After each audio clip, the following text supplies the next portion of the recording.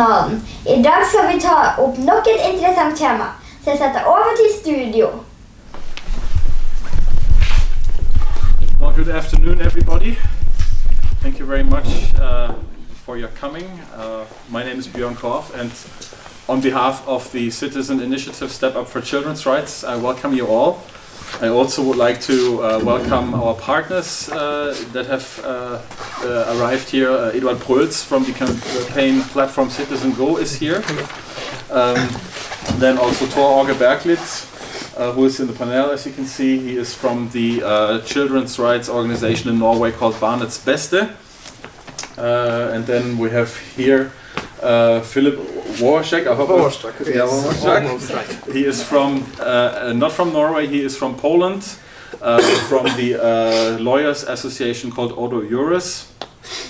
He was the lawyer for a Norwegian mother who found asylum in Poland, and we're very grateful that you're here. Then we have from our guests in the panel here, Nathalie de Linde. She is one of the affected mothers from Norway who have actually their children taken.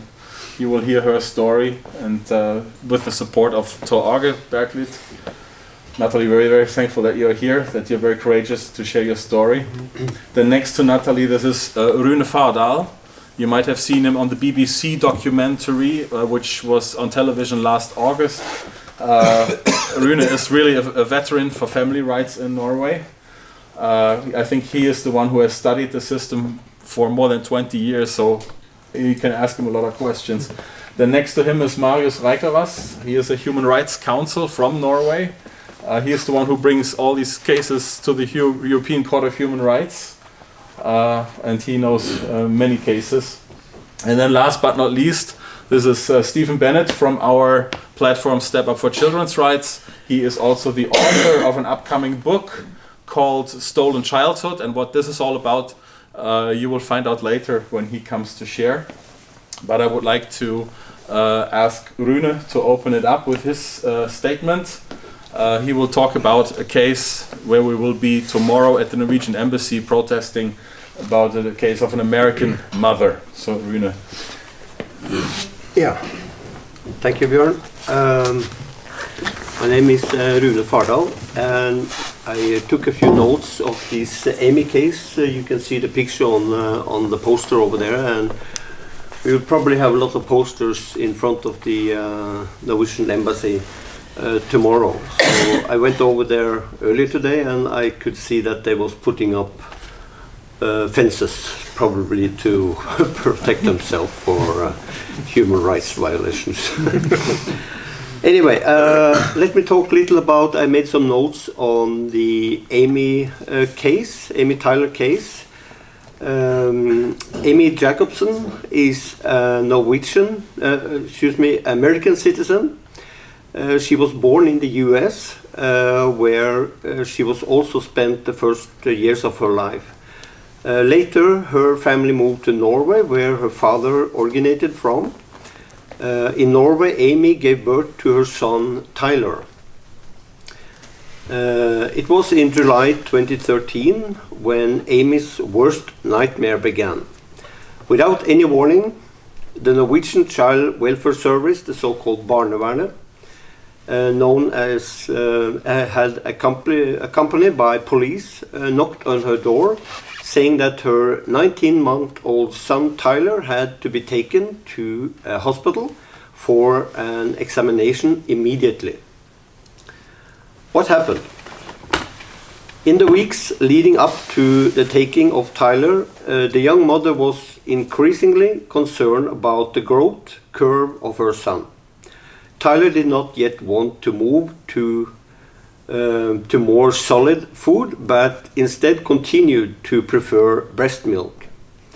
Tyler was Amy's first child, so she lacked the experience to know that children can develop quite individually. But being a concerned mother, Amy even took Tyler for medicational check-ups 3 times a month in order to monitor the growth process very closely. Her local doctor said that Tyler was doing okay. Then came the summer. Amy went on a vacation with Tyler to America for 2 weeks and visited friends and relatives. But as soon as they returned back to Norway, the Child Welfare Service, together with the police, came to her house, saying that Tyler must be examined immediately by a doctor. Amy found out later that someone had altered the Child Welfare Office or alerted the Child Welfare Office in order to maliciously harm her. Being completely overwhelmed by the situation, Amy agreed to go to a hospital with them. They didn't take them to a local hospital or local doctor as they should have, but to another hospital more than 75 kilometers away. This might even raise wider questions. Also, Kevin M., the Norwegian father of the child, came along. At the hospital, a doctor diagnosed Tyler with a slightly underweight. The boy would have had to weigh 10 kilo, the doctor said, but Tyler weighed only 9.6 kilo, which is actually not a reason for a concern according to weight charts.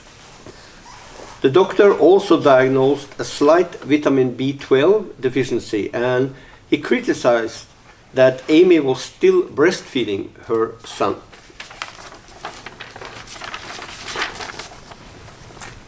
What followed next was like a scene from Hollywood movie. Kevin, the father, went back to the hospital and put on a doctor's suit.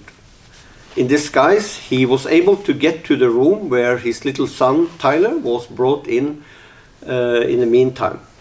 He took his son unnoticed, left the building in a hurry, and drove around the area aimlessly, knowing that these might be the last moments with his son. Finally, he was stopped by several police cars. One police officer on the roadside even threw a big stone at the car, which nearly hit his son. Kevin then was detained for one night for attempted child abduction.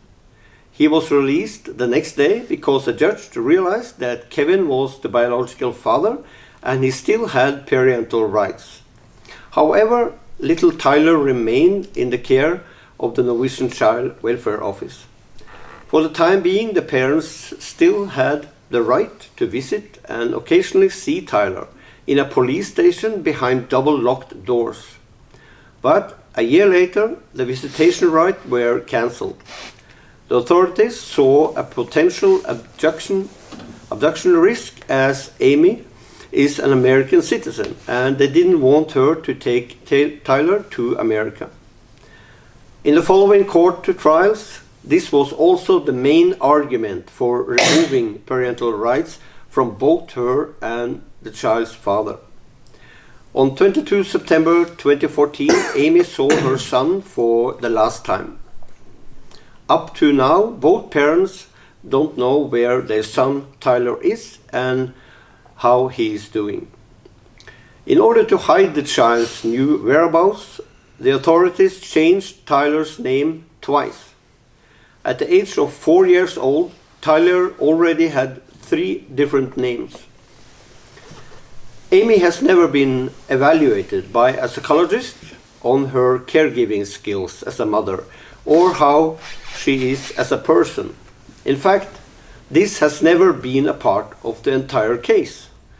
It's difficult to understand how that can work in the Norwegian system and how they can take the child away from her based on these assumptions.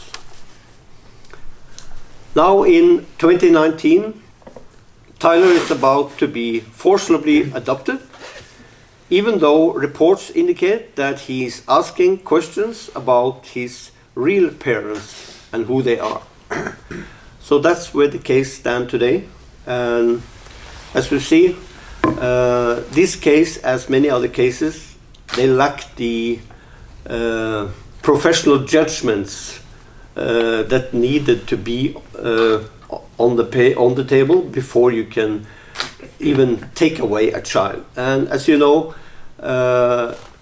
nobody have tried to bring him back or evaluate Tyler's mother. This is a one-way run, which is typical for the Norwegian Barnevernet system. They take children, they have no basis for taking them, and afterwards they make up reasons for keeping them. Okay, I think that should be an introduction. Yeah, next statement will be from Marius Reikeros. On the legal side, he talks about human rights because that's his expertise. And just to briefly say, when you hear the word Barnevernet, that's the child welfare service in Norway. Over here we might say Barnevernet, but this is what the child welfare services in Norway are called. So Marius, could I ask you for your statement? Thank you very much. First of all, I would like to thank you, Björn, and the other people here for the invitation. It's a great honor to see that we can collaborate throughout the borders and that more and more countries are coming together to fight these obvious human rights violations that are taking place. My job as a human rights counsel is I've been working on human rights for quite a few years now. And unfortunately, I see that we are facing some really severe problems in Norway with regard to that. The thing is that without international support, I think this would have been an impossible combat to battle. Now I'm much more optimistic. First of all, because the European Court of Human Rights finally has understood what we are facing. There are at least 8 or 9 cases at this moment pending before the European Court of Human Rights. No country in Europe has so many child welfare cases pending before the court, which in itself is a tremendous signal from the court that there is something obviously wrong with the system. We recently, a few months ago, had the first Grand Chamber case against Norway in the court. That has never happened before, and that's also like a very significant example that we are doing something right. We're not like conspiracists or anything. We are people who want to provide for the next generations better options when it comes to justice and when it comes to human rights. So I think that we are doing a tremendous important job. I am very open about, I'm in a big human rights conflict with my own government, especially the judiciary, I mean the judges, and the executive, the people who are enforcing the laws.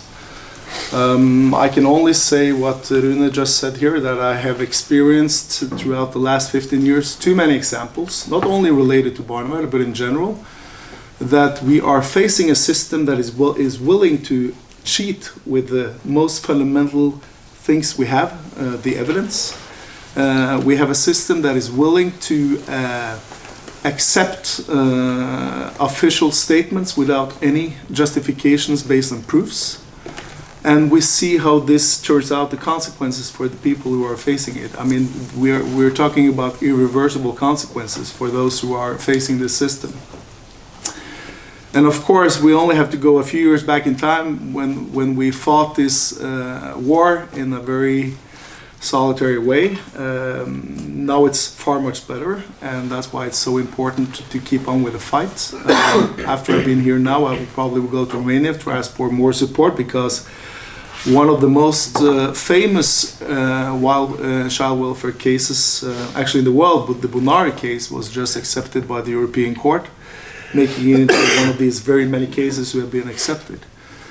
And the court raised 2 very specific questions in that matter, which you should take notice in. Because the first question the court asked the Norwegian government is that, is there really an effective remedy for the people of Norway to address the human rights in Norway?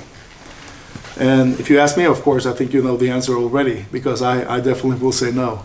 And I'm going to Romania to ask for the support for the Romania, this time to intervene in the case as a third-party intervention. I will also personally ask for intervention in that case, because I think that I can provide the European Court with some very essential facts with regard to the fact that when you try to claim that your human rights have been violated in Norway, you will only find judges who are more or less laughing at you. I mean, they will never take you seriously, and it's in many ways impossible for the people who try to address their human rights questions to be taken seriously. So this is a very important question that the Human Rights Court has addressed, because the Bodnario obviously could have raised these questions in Norway before Norwegian tribunals, but we pretty much know the outcome already. I'm very happy to see that you have one of the posters. Is one of the cases I've been working a lot with the last year. This is called we can call the Dubai case.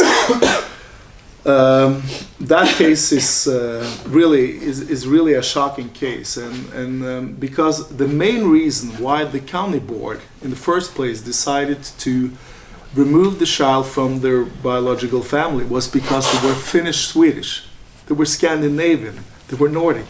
But it's stated in the judgment, and that's the first time I've ever seen that it's stated in the judgment that because of the religion and because of their ethnical background, it was important to take the child, as the child was still young, into public care so she could adapt into Norwegian manners. It's actually stated. I'm very happy to tell you now that the children has filed a claim to the police against this board leader. Her name is Line Lunde. I think she should be exposed for that, because this is true racism. And we actually see that in Norway. It's horrific. And they had to, in order to maintain the bonds between the biological parents and the child, they had to move all the way to Dubai. And they had to fly not from Norway, because their passports were confiscated. So they were able to fly through to Dubai through Finland, because they got temporary passports from there. So it proves that we are definitely into a very serious situation in Norway. I mean, we saw that with the asylum case, which my colleague will talk more about later.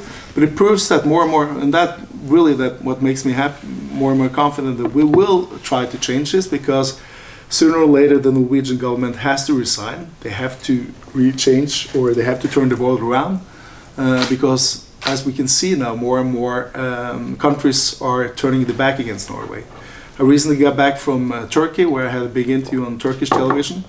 And Turkey is upset that Norway can bribe Turkish officials with the money.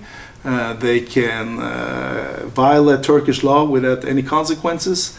And they could even, when they violated this law to bring the Turkish child back to Norway, they even put that child into a foster home where the father is a convicted pedophile.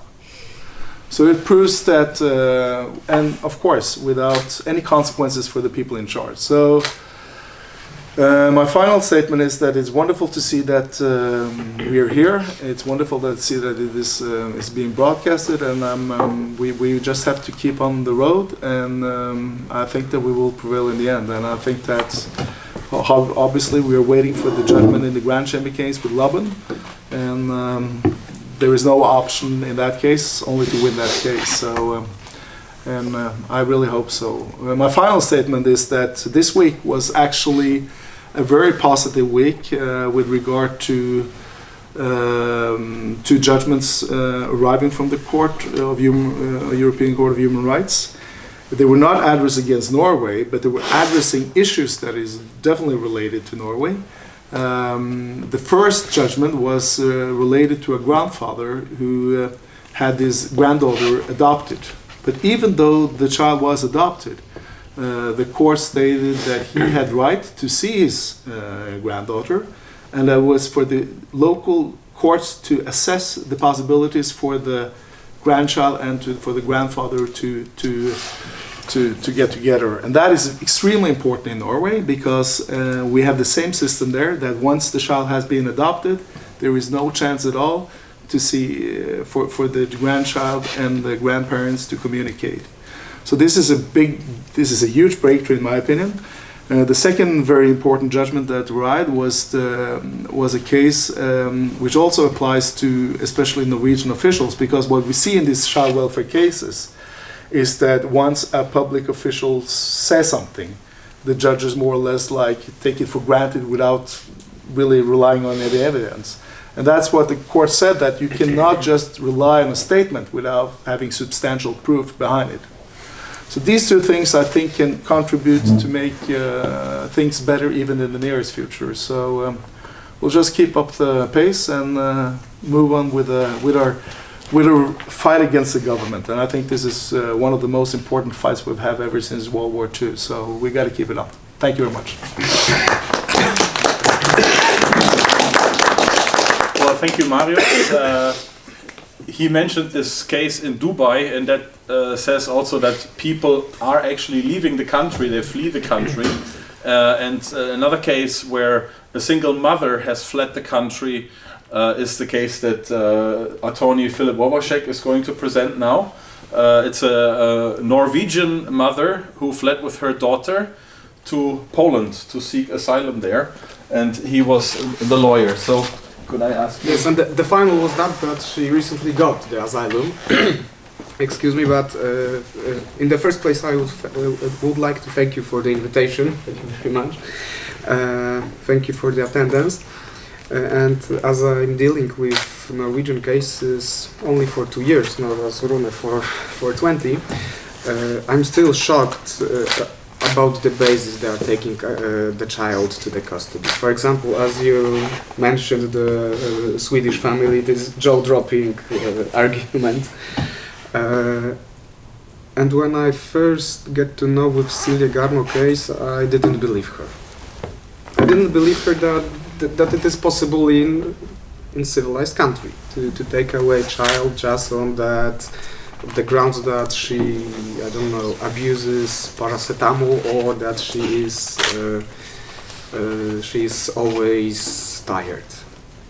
I didn't believe her, but as I got to know the case, as I got case studied, I talked to Polish families that are facing the same problem. They face the same problem, and they will face the same problem. As you all know, as you know, we all know.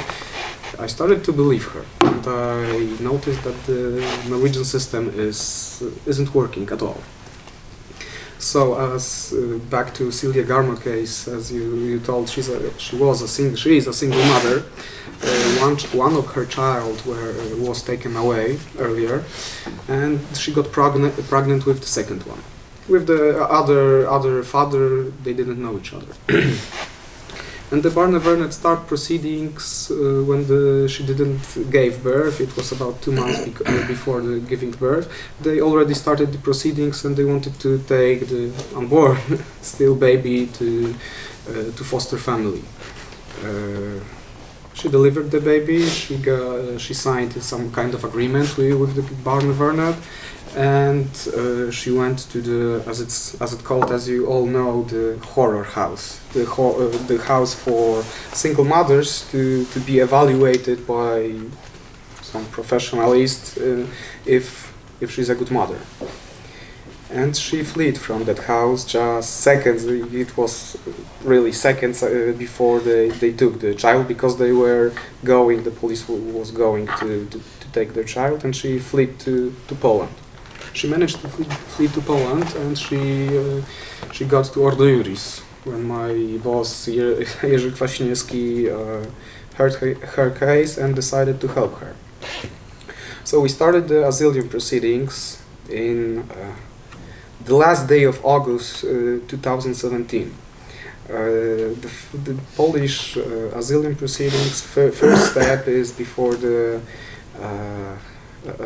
office for the foreigners, and the office of the foreigners, after quite a lot of interrogations of Silja and presenting a lot of documents, the head of the office didn't hesitate to tell that Norway breached some fundamental human rights in Silja Garmo case, and that he see this, and he confirms that on the basis of the given evidence, there is a breach. The case went to Ministry of Foreign Affairs of Republic of Poland, and this was just a political decision if the asylum should be granted or not. In the first judgment, our Minister of Foreign Affairs didn't agree to give Celia Garmo asylum. Why? I don't know why. There was a justification, of course, but this is his decision. He doesn't have to say why. He has to, but he could. There are some other reasons. He can say one thing and write another thing. He told in the decision that he don't see the interest of a Republic of Poland to grant Celia asylum. But then we filed another motion, and he fought the case through, and a couple of months ago he decided to give the asylum to Celia Garmo. I think it is very good. It's a very good decision. It's the asylum proceedings in Poland, in Europe, I think, isn't very widely brought. Because asylum, as you all know, is a decision to grant it's a political decision to grant to grant safety from the one government against another government. It's a strict political decision, and it shows something.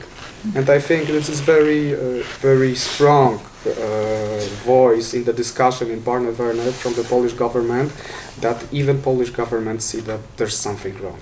And in my opinion, this is a clear voice, stop it. And I think the decision, I hope that the decision will change anything. I don't know if you're familiar with Polish consul in Oslo. Okay, so that's thank you for that. That's very nice to hear that, and I know because of your voice, I can hear that you know what happened to him after the decision. So Norway started to act brutally, even on the political level, and I think this is maybe not the decision, but it shows that they are, I don't know, scared, because that was groundless decision and very, very rough decision in political meaning, and I think this thing with European cases and voices from another countries like Council of Europe, like Czech Republic voices, I think we can all change it in favor of course, children, and let's hope it will happen.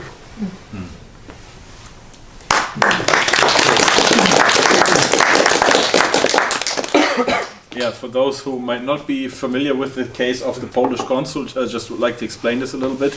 He was a Polish consul who works in Norway, and he was helping Polish families. I can finish that if you want, because I can tell the story.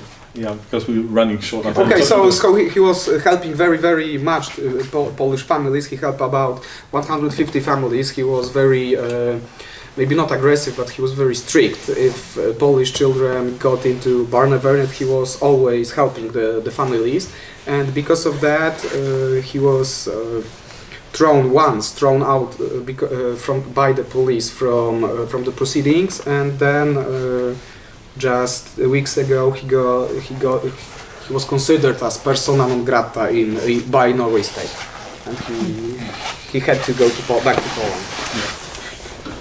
And this is something you normally only do if you think that this is a spy for another country, or if he has committed a very severe crime. Pass out now the microphone to Natalie and to Thor Arge. We have met Natalie already in 2016. All of her 5 children were taken over very flimsy reasons. And they always say when they take children, we do this in the best interest of the child.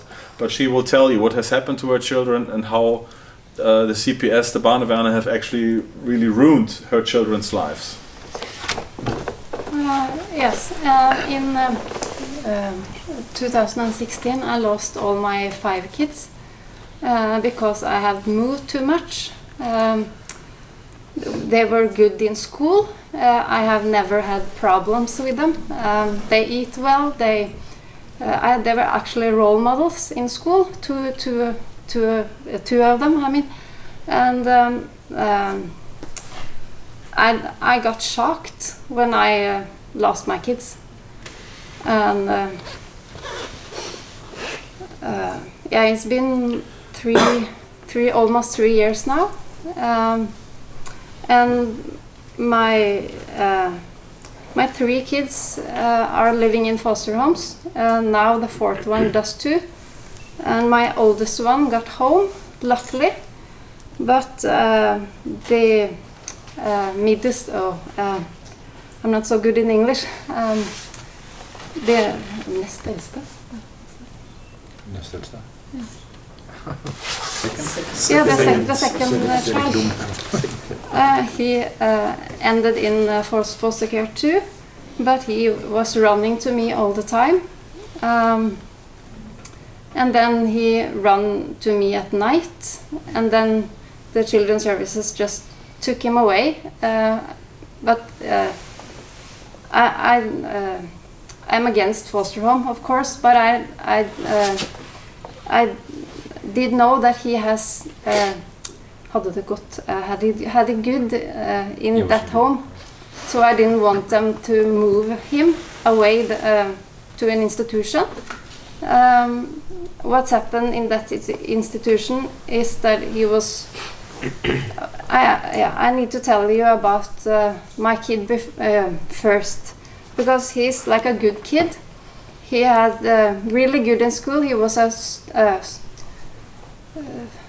student counselor leader, actually, in the last school he was, and so he has a good past with no aggressivity or nothing like that. He's a really good kid. I had many witnesses, and my psychologists, not my, but for the kids that utredet. Evaluated. Evaluated. The kids, they are saying the same as me, that they were role model in schools and stuff like that. So the thing I'm going to tell you now is that in this institution, he runs to me many times, maybe 2 times a week, or yeah. And then it's kind of hard to tell you about it, because yeah, he what's the word? Appellion, upp och ner. In opposition? Yeah, he did opposition to the institution, and he get held down many times, and like the last time it was they held him down for 10 minutes, and I think they need to maybe do oh, I'm sorry.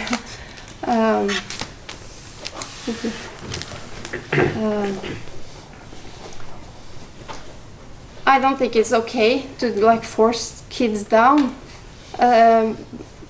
but maybe to more aggressive kids. He's only 12, and he was like held down with like this in the ground, and he was running to me, and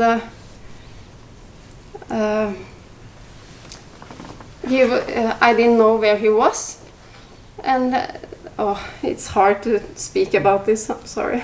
Just to give an example, I'm here to assist her. Like my children was removed after my ex-wife did this kind of things 2 years before. That was emergency takeover. There's a lot of children been taken for very mild correction. And where do they go? And what do they do with them? They would have lost their children. They would have been thrown in jail for what they do to them. Yeah. But the parents are not allowed to do it. It's only the state. Yeah, the man from the institution just called me, and he said like, explain the situation. And I said to him just the same thing that you are saying now. that if I had done the same thing you did with my son now, it would be like 20 cops in my house and we taking my son immediately away. And I got upset about the things that he said, and the story he told me didn't add up, because the times that he said is different from the things in the report. And I don't think it's okay to like use force on kids that runs to only want to get home. And yeah, so the thing that I did was that I called my psychologist, and she said that I have to comfort him, and because he was really, really upset, he was swollen eyes and he was really hurt. So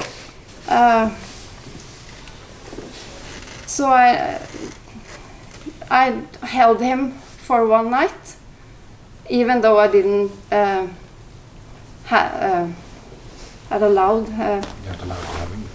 allowed to have him, but because my psychologist, who also is case the psychologist. Yeah, she knows our case from earlier, and I just take her advice. And the next day we were going to the emergency room to get witnesses on what's happened to my son. And it didn't happen just once, it happened many times.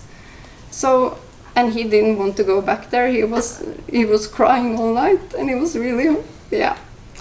So the thing was that I just called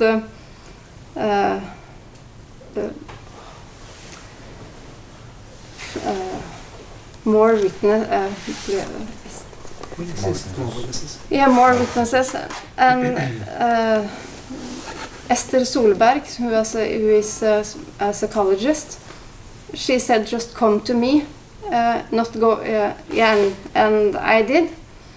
And she was she evaluated my son and speak to him alone, and she said that we will try to negotiate with the Barnevernet,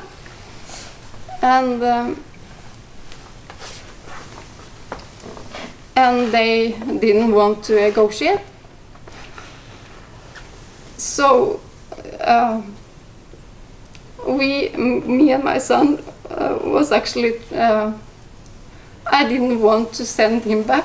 It was really hard to send him back to that institution. I couldn't do that because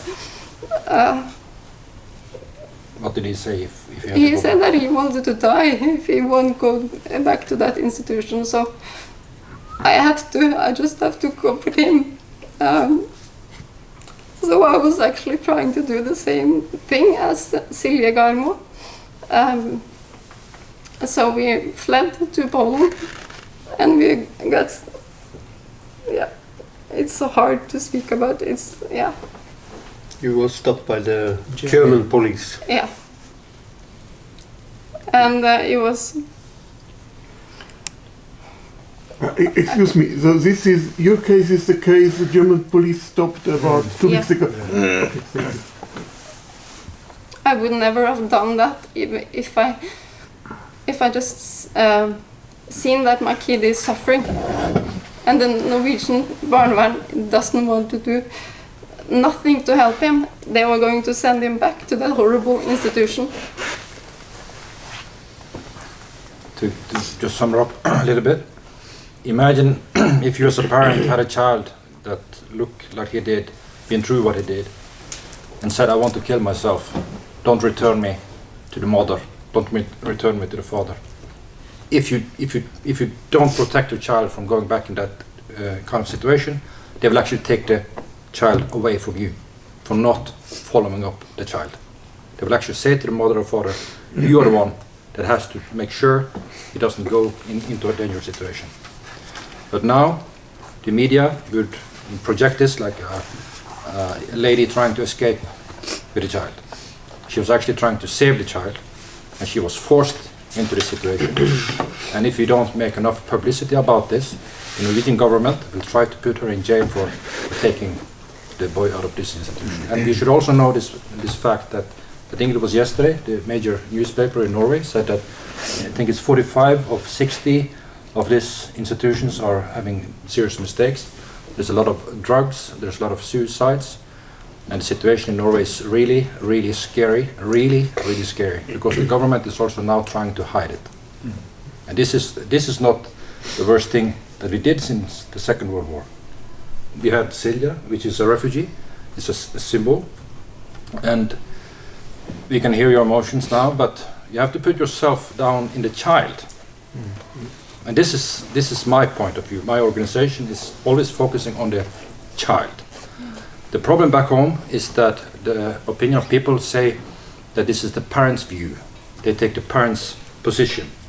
We are trying to say we don't take the parents' position and we don't take the state position. We're always trying to imagine this boy here from 10 years old. He's trying to escape back to the mother. This is a strong child that wants to go back to the mother. And you are a very strong supportive mother, of course. I mean, you're strong here to tell your story. It's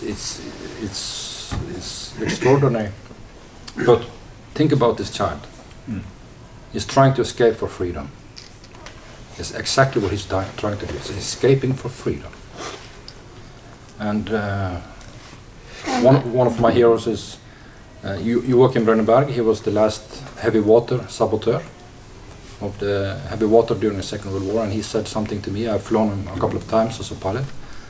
Remember that freedom is something you have to fight for every day, even with weapons if necessary. And so far we are using this press conference is a weapon. Pictures, testimonials, papers, RTTV, BBC, all this is our weapons today. But if you don't have more open debate, more democracy, and we are still naive, then we know what will happen. It's a disaster mission. And I will end my saying here, the numbers are shocking. It's about how you look into it, because in Norway we say the more emergency takeover we do, the better it is. We are getting in early, so we are intervening. Back in 1942, we removed 772 people out of the home with the police. Of course, they had to do so. But imagine those 772 people, they're scared, just like her son. What is happening? What is going to happen with us? But they travel with the mother and the father, and they travel as a family. And today, 1,650 children are removed, 80% of them by emergency takeover, but they travel alone. They are separated. So every year now, we take the twice amount of human beings and put them into this horror, traveling out in the darkness. And they lose their language as well, their culture, their background, their faith. Faith, of course. And I cannot imagine a worse thing. I was in Libya once, and I was really scared of going into Libya, a different country, and everything was, even me as an adult was afraid. And I cannot imagine what this young child of yours have been witness to. And what happened? They get to Germany, and they're separated on the border. Another emergency takeover in reality. Have you spoken to him after this? No. So you haven't? But He's he was probably in actually trauma. admitted to a psychiatric institution, because he said that he was killing himself if he was separated from me. So what we are telling the world now is that a young child in Norway was trying to escape for freedom, and they put him back in an institution, and he still haven't seen his mother. That's the cruelty. And he's not treated like a human being. That's really important. He's not treated like a human being. No. And children very often in Norway are not treated like human beings, because all the effort is going into finding faults and problems that are not even there most of the time with the parents. So this is a big problem. Children do not have rights in Norway. And this is what we see over hundreds and hundreds of cases we've seen. The children do not have rights. The adults in power have the rights to do what they want. think this is really quite scary for the parents and especially the children. I mean, I have a son who's a similar age to Natalia. I have a son who's a similar age to Natalia's, and I mean, it's just heartbreaking. You know, when I get so close to it here. I mean, I've been writing for a few years, and this type of case, this is not an isolated case. There are truly hundreds and hundreds of cases where children's rights are being violated in their best interest. And if I just think about my son, who's a similar age, I mean, it just breaks my heart, and I can't imagine how he would feel being taken away, put into a place that's far more scary, far more dangerous. And this is what we hear from lots of children that come out. They come out of these places and they say, it was safer when I was with my parents. I had a normal upbringing, and yet I was sent in a place and I found out about drugs, I got into this, I got into that, and they end up getting damaged and traumatized for life, being in a place that should have cared for them. So we ask this question, why on earth are all these children that are taken in Norway for no good reason, and there really are hundreds and hundreds and hundreds of cases that we've seen as a collective group where, you know, the children are taken for no good reason, no compelling reason at all. And so over the last few years I've been getting into contact with professionals, victims, children and the parents who have had their rights violated, where there's been overreach. And I've put a book together with some incredibly shocking and horrifying stories of from families, but also I have some great Norwegian people here, especially here as well, and in this room as well. I find it quite humbling to be in a room with, you know, people that really and truly care about children and family rights. So the book is coming out in about 2 weeks' time, and there's a lot of professionals in there, from psychologists, doctors, nurses, teachers, lawyers. Many Norwegians have a voice in this book, and that's very important because there's a lot of people raising the alarm, but the authorities are not interested in listening. And in 2015, the Notice of Concern, which was signed by over 200 professionals, which includes lawyers, psychologists, professors, and this raised the alarm. There's a problem here. This is a big problem, and we are taking children we should not be taking. They are, you know, coming from normal families. So 4 years ago this happened, nearly 4 years ago. What has happened since then? Absolutely nothing. In fact, more laws have come into place that's trying to shut out, you know, the children, the families, and, you know, for me, when I see this, it actually doesn't just shock me, but I think, do we want this? Do we want this in Austria? Do we want this in the Czech Republic? Do we want this in Poland? Do we want this in Lithuania? It's already started in Lithuania. It's already started in the Czech Republic. It's started. This ideology that puts the state over the family, over the child's rights, has already started, and it's shocking. And we've got enough documented evidence to say that the training and the funding for all of these programs are coming from Norway. The funding is coming from Norway into Serbia, into Lithuania. All of these social welfare funds are coming in. Money, millions, hundreds of millions are being given away to actually, you know, help other countries get their systems in order. But the system in Norway is completely out of order. The child welfare system is totally dysfunctional. And that doesn't mean there's not caseworkers and social workers that are trying to do a good job, but this is not against necessarily. There's some that have never taken a child away in their lives, and there's some actually in the system, social workers working for change. But the system on a whole is so dysfunctional from top to bottom and so corrupt when it comes to the county boards, to all the court system. It's so corrupt against the child and family.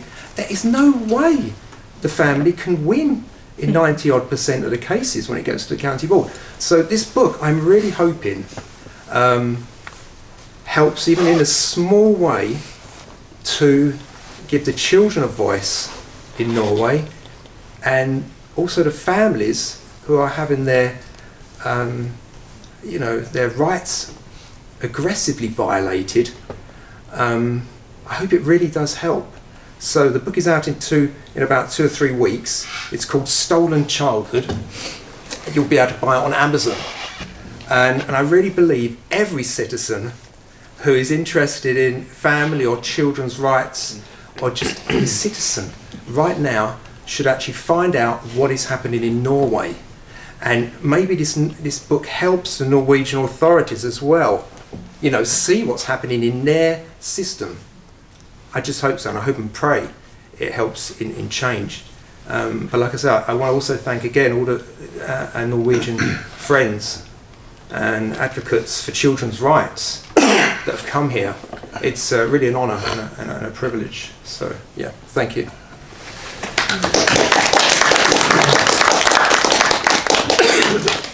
I have a comment. Sorry. I want to tell everyone that a lot of the people in Norway, they believe this is a good system, and there is some parts of it which is good, so it's good intentions. I want to make sure that the world knows that in Norway we don't have tape recordings in the court. We don't have transcription, people writing down every word is said. It's not recorded, yeah. It's not recorded. That's the kind of court system we have in Norway. I think it's so important that all the politicians and everyone that meets Mr. Ropstad and all those people saying that we have the best system in the world is so corrupt. And I was a lay judge for 8 years in the system, so I've seen how it is to be also like a judge. I could be one of these judges taking a child away. I never had a case like that, but I know that you're sitting there, you get one impression and the other impression, and he's guilty, he's not guilty, and that's what you're sitting there. But we have such trust in the state that you would believe everything. I can take an example from my own case. They put down small sentences. The children are afraid from the father and are hiding under the bed. Okay, next sentence. The children are afraid for dying. Okay, that sounds good. But what is it? The children were hiding under the bed because we were playing hide and seek. And they were afraid for not counting to 100 before I found them. It's a different story, isn't it? And they were afraid from Star Wars. But by putting all these things together, we make a solid impression. And I have tape recordings of corruption. And I know, Maurice Reikeros, you have heard it. You are mentioning it as well.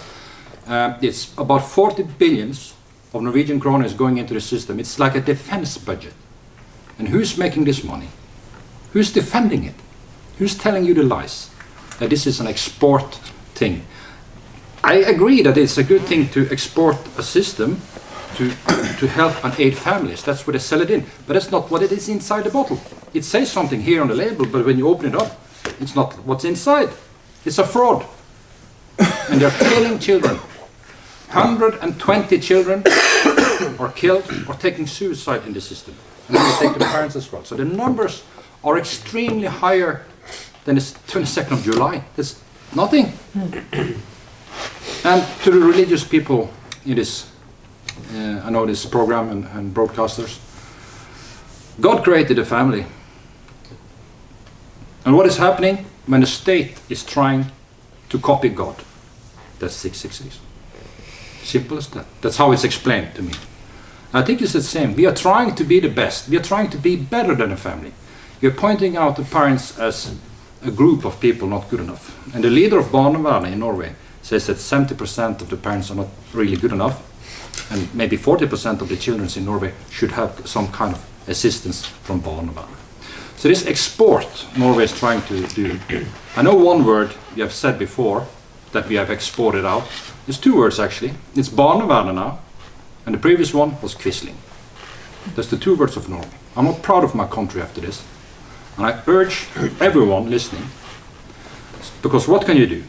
I've been in Africa, I've worked in Africa, and if someone from Africa is listening, I would be happy to come down there and maybe be on a demonstration down there as well. Because the fact is that every child in Africa, under the Norwegian standard, would be removed from their family. Every single child in Africa would have been removed from its family by the Norwegian standard. Learn from the history what you've done. So what can you do, whoever is listening, if you're a teacher, if you're a writer, if you're a politician, if you know a politician, if you have in a church, you can do prayers. Maybe you know someone in BBC, RTTV, or program. We have the witnesses, we have the testimonials. Please come to us, that's what you can do. Find someone, like Stephen Bennett here. I want to thank you so much again, Björn and Stephen, because your effort here in Vienna is now the most, it's our hope. It's what brings light to overcome the darkness. And now it's Poland, and we have the faith in Poland that you don't stand down. This is just the start of it. And remember, this is for the children. There's a lot of people trying to troll us and saying you're telling stupid things, and they're trying to bring down testimonies on the victims. There's something wrong with them and those things, or something wrong with Rune or Marius and those things. But listen to the story. Don't forget. Don't shoot the pianist. Criticize the melody. Remember Natalie's song. Don't forget that now. This young boy have tried to get home since I was 10 years old. He's escaping back to the mother. And this time, she did the only rightful thing to do. She tried to help him, and she assisted him to the border. And after that, he was taken and separated away. I know the Czechian people have called it a Nazi system. Sorry, give me a better word. That's exactly what we did back then. So please, really address this. This is I've said it before, we need a Nuremberg process, and there's people in Norway, they know about it, they are guilty. And I ask everyone listening and sing this, bring more media and bring more focus on it, because this is happening, it's true. Thank you.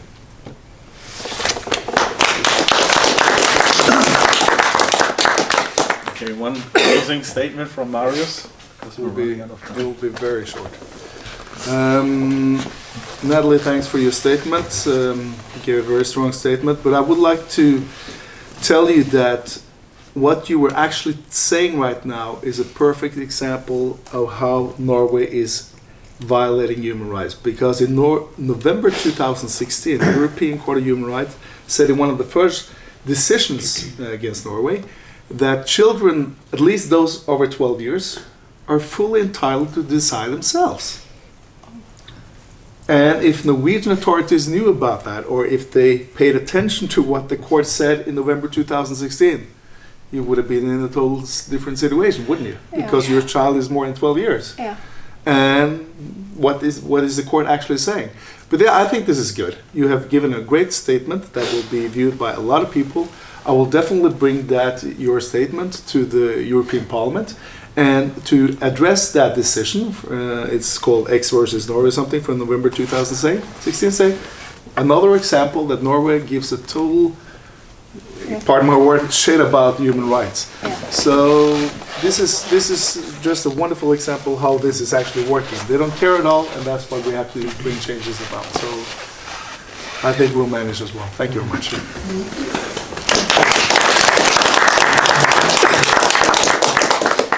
We need to wrap it up here. One final word from our Citizen Go director from the German-speaking countries. Yeah, maybe you can change it. Thank you very much. So what I want to say is just, Citizen Go is a global campaigning organization, and we have been in this family, in the Romanian family. Yes, we have been in this big petition on Barnevernet family, we are active with Return Tyler to Amy Jacobson. And I'm quite sure, after I heard the testimony of Natalie, the next global campaign we will start is on her issue. And so, it's also for me, I'm from Germany, and I realized this incident at the German border, and I was so It was all over angry. the German media. Yeah, I was so angry about it, but I did not know the connections, and it's always some way difficult to get into topics when you are not into the connection. So for me, it is great we were able to host you here today, and it was very touching and heartbreaking, and for sure we will not only continue but enforce campaigning in these topics. Some weeks ago we were just standing, him and me, and another guy joined us in the rain in front of the Norwegian embassy where we will be tomorrow, and then we had a second vigil there with some more people, and there is just, a movement is going on, and we will do our best to help you in this issue. Thank you very much.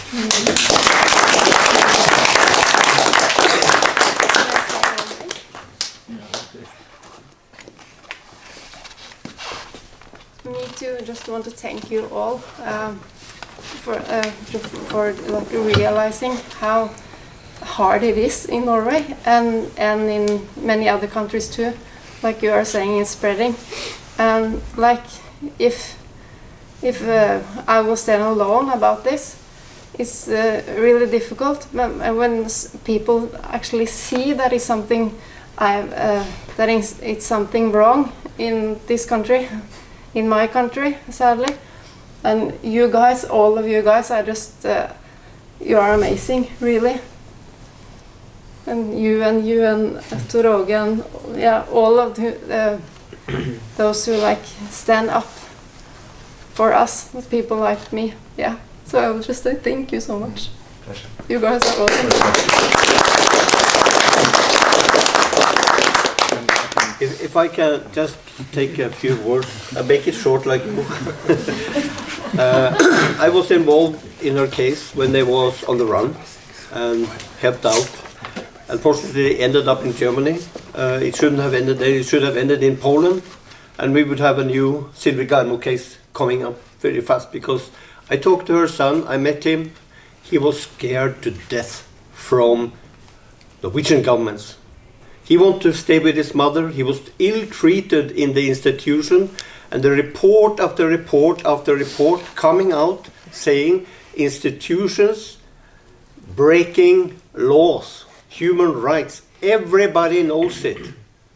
But the government is trying to sell to the European countries a system which outside look perfect, because the minister is saying nothing wrong, there is a good system, we're helping children, we're pushing the children forward. But when you look behind where all the reports are coming out, it's an opposite story. It's a sort of narcissistic system. The front look perfect because the ministers say we only take children we have to take. It's the biggest lie of the century. So remember the word Barnevernet is going to be the new Quisling word, actually. So we need to change, we need a serious change, and that's where Europe come in. Thank God we have people like you who make a statement out here, because it's heard back in Norway very loudly, and that is actually the place we have to change it, because the system is there. They're trying to export it to you, and my God, stop it when you can, as fast as you can. Ask critical questions to them when they come with this. They try to sell you a rotten apple. Actually, that's what it is. Thank you. Just a short comment. As an example today, my job, my mission has been to get Natalie down here. And it's not cheap to get people out in the world. On Monday and Tuesday, all these top politicians and top researchers and leaders of Barnevernet and all the experts that they claim this is the best, they are on a conference, and that conference cost like 1,000 euros, I think, to go there. Just imagine if a house is filled of 200 state-paid people. They go there, they travel there, they get paid, and they sleep in an expensive hotel, and they feed themselves with the lies they want to hear. But we are not allowed to go there. So we need campaigns, we need fundings, we need everything up there.